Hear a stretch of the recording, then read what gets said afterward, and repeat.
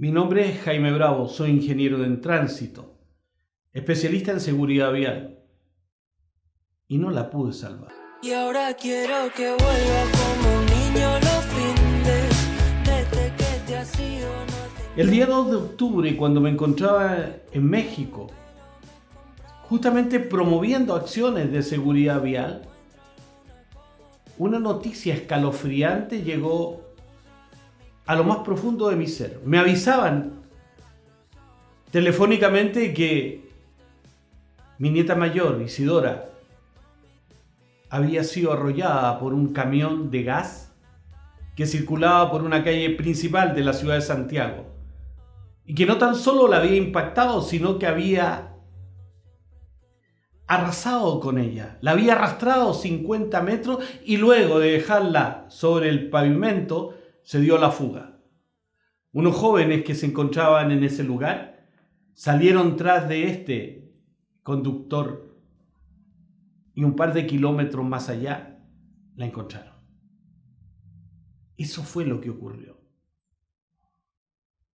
Y la verdad es que esto es como una ironía, porque yo me encontraba en México justamente distinguiendo autoridades y preparando profesionales, justamente para que siguieran promoviendo la seguridad vial en ese maravilloso país.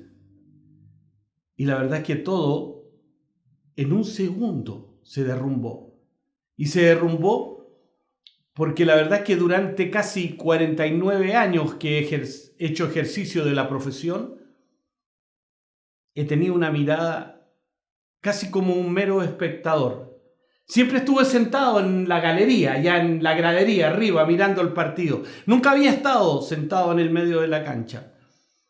La muerte de Isidora me trasladó en segundos a un lugar donde nunca había querido estar, porque todo mi trabajo de una vida había estado centrada en posiblemente hacer mejor gestión vial, preocuparme un poco de la administración del tránsito, gestionar propiamente tránsito como tal, sincronizar semáforos, ver protecciones, trabajar con vehículos y también con conductores, formándolos muchas veces, y también investigando algunos siniestros, pero nunca mirando desde el fondo de mi vida lo que era sentir el dolor de ser parte de las víctimas de los siniestros viales.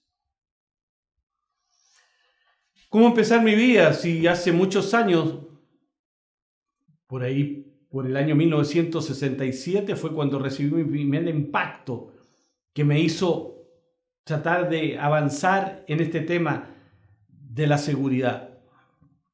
En esa época perdí a uno de mis buenos amigos frente a mí, arrastrado también por un camión que le quitó la vida. Y eso prácticamente hizo un clic dentro de mi mente y dije que era el momento de poder empezar, no tan solo dedicarme a la ingeniería que estaba cursando en esos años, sino terminarla y empezar con otra, que era conocida recientemente en América como la ingeniería de tránsito. Chile es el primer país de Latinoamérica que forma ingenieros de tránsito. Y así mirando un poco hacia España y mirando hacia Estados Unidos, a las universidades que promovían esta especialidad, empecé a trabajar en ello. Y trabajé en todo lo que estuviese relacionado con el tránsito. En la década del 80 estuvimos redactando leyes, redactando reglamentos, definiendo políticas de seguridad vial, diseñando gabinetes psicotécnicos para evaluar conductores y todo lo que estuviese relacionado con algún elemento de protección, ya sea pasiva o activa.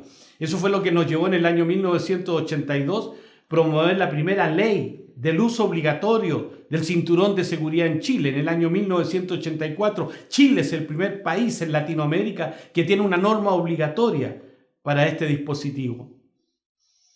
Y posteriormente, mi vida empezó a ir por el lado de la educación, el lado de la difusión y también en las comunicaciones, desarrollando actividades comunicacionales en materia de seguridad vial y escuchando fundaciones de víctimas y compartiendo con ellos. Nunca pensé que esto en algún minuto me iba a tener siendo tan protagonista como lo estoy siendo en este instante. Estamos en el año 2021 Y la verdad es que aún no puedo entender qué es lo que está pasando con mi vida. Porque en esta semana que estamos recordando las víctimas de siniestros viales, pareciera ser de que este mazazo en la cabeza que le pegaron a este abuelo, a este ingeniero en tránsito, padre de familia y abuelo de Isidora, aún no puede reaccionar, y quise contarles cuál era mi pesar, cuál era mi sentir, cuál era mi lamento. Y cuando veo a mis hijos, cuando veo a mis nietos, cuando veo a mi mujer, que se desangran todos los días, porque pareciera ser de que esto no va a pasar jamás. Me dicen que es como si alguien te cortara un brazo y luego sientes que te cortaron un brazo, pero te ponen un brazo ortopédico. Con los años te vas adaptando a este brazo ortopédico y pareciera ser de que hay momentos que todo parece ser normal, pero cuando te metes a la ducha y te das cuenta que no está ese brazo, nuevamente viene el llanto y te recorre desde la cabeza a los pies, y pareciera ser de que eso nunca va a pasar y tengo que aprender a vivir con ello. Y es por eso que todos los años que aprendí a hacer números, a hacer protecciones, demarcaciones, a colocar señales o a formar conductores, van a tener que quedar en el pasado, porque hoy día mi lucha tiene que ver cómo poder salir de la hipocresía que existe en el mundo actual, donde pareciera ser de que se ha naturalizado la muerte, donde 3.500 personas mueren solamente en un día y quedan más de 350.000 personas que vivían alrededor de estos que se murieron, que empiezan a sentir su partida. Y eso es lo que realmente a veces me está rompiendo el alma, porque veo de que tanto políticos como mandatarios, como jueces, como a veces técnicos también, son indolentes con respecto a la muerte producida por un siniestro vial. Y pareciera que hablaran de un número más o de una forma más para poder resolver los problemas. Y eso está muy lejos de lo que realmente ocurre en la realidad. Hace unos días estuve con algunas víctimas, porque las víctimas son los que quedan, no los que mueren. Y cuando sentía el abrazo, hace muchos años que no sentía un abrazo con tanta fuerza, con tanto amor, con tanta solidaridad. Pero a la vez los escuchaba todo y me daba cuenta que sus juicios no llegan a nada, porque no hay justicia para estas víctimas, hay impunidad. Y eso es lo que me corroe el alma, y eso es lo que me preocupa hoy día, porque no puede ser de que personas que arrollan a un ser humano y acusan muchas veces un cuasi delito de lesiones o de homicidio, que fue involuntario, que fue producido.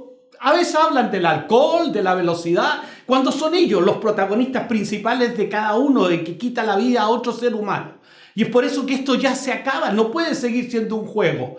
Esto sí tiene que tener una realidad y se necesita justicia de verdad, donde las víctimas puedan ser resarcidas desde el punto de vista psicológico, desde el punto de vista social, desde el punto de vista judicial, desde el punto de vista económico, porque pareciera ser de que todo se te empieza a desarmar y ya no existe nada, porque todo cambió. Ya no está esa persona que tanto te hacía reír y tanto te hacía sentir.